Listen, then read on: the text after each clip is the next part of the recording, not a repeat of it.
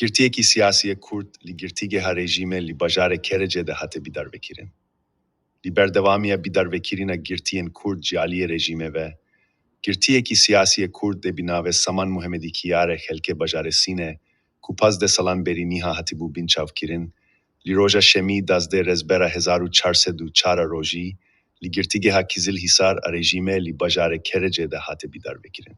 Dadceha rêjîmê tohmeta kuştîna axundekî bi navê Şeyhul İslam û hervîsa tohmeta muharîbe û endametî li hizbek dîcberê rêjîmê û encamdana operasyoneke çekdarî li bajarê Sînê de bi Saman Muhemedî Kiyarê dabûn. Navbirî li heyama 15 sal girtîgehê de rastî givaşên herî dijwar hatîbû.